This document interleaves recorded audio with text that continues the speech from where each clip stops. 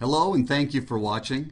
I am Kevin Demerit, and Wilshire Finance Partners is a professional private money mortgage banking company that specializes in providing annualized 8 to 10% monthly cash flow to our investors through trust deed investing. And this video was created to help investors compare trust deeds to direct real estate ownership. So let's start with direct real estate ownership first. When evaluating real estate, most due diligence is placed on properties' location, where it's located, its initial cost compared to other similar properties, and the property's cash flow if making money on the property is applicable, like an apartment building or a commercial building. So we look at the location, the cost, and the cash flow. Less emphasis in direct real estate investing or ownership is placed on liquidity, as most real estate is not immediately liquid. When evaluating a good trust deed, most of the emphasis is placed on the borrower, their payment history, and ability to repay the loan. The cash flow or potential cash flow of the property, can this property stand on its own as an investment? And most importantly, the value of the property that is backing the loan, or what we call your collateral. This is the most important factor when investing in trust deeds because it's the protection of your principal. Less emphasis is placed on the liquidity aspect of trust deeds because they typically generate a monthly cash flow to the investor and are held to maturity. The main difference between direct real estate ownership and trust deeds, through our comparative analysis, let's examine the 7 most common considerations between the two in investing. A first consideration is probably commissions or load fees. There are no load fees or commissions paid when purchasing a Wilshire trust deed. Purchasing real estate obviously carries some sort of commissions, typically 5%. Another consideration is liquidity. Trust deeds are usually held to their maturity, currently approximately 12 to 24 months with Wilshire Finance Partners. Real estate is also typically held for longer periods of time, but can be purchased and sold in a few months if you're looking at flipping properties. Third is expected returns. Real estate returns are variable, as we've seen lately in this market.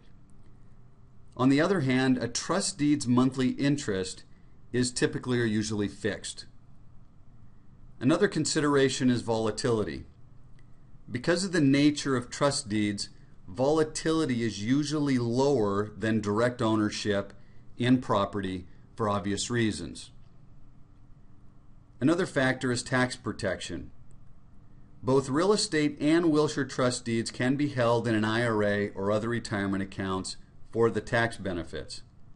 However, direct ownership in real estate can give you many tax benefits that a trust deed investment cannot, like depreciation and property exchanging.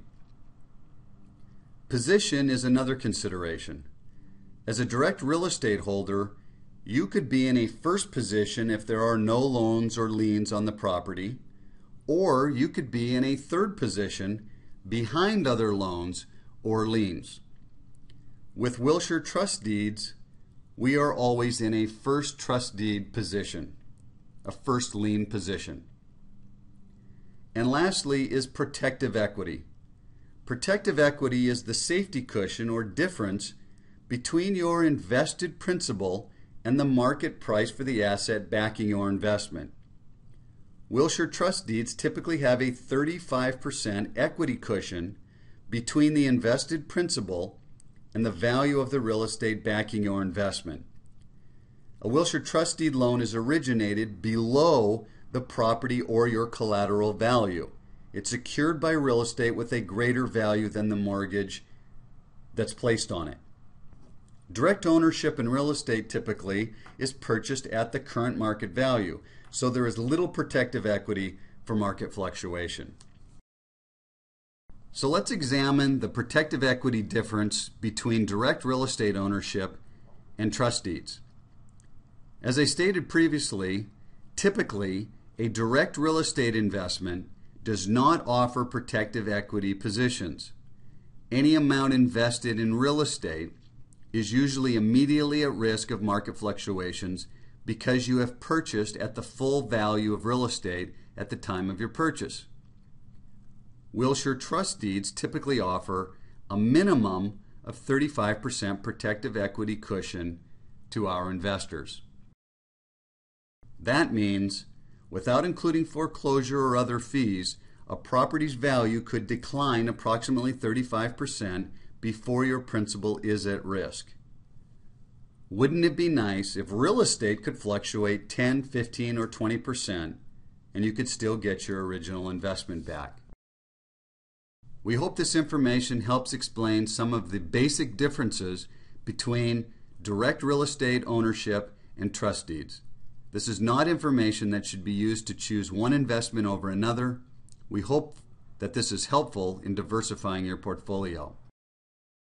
If you'd like to learn more about trust deed investing or Wilshire Finance Partners, please feel free to visit our website at wilshirefp.com or call us at 1-866-575-5070. Thank you.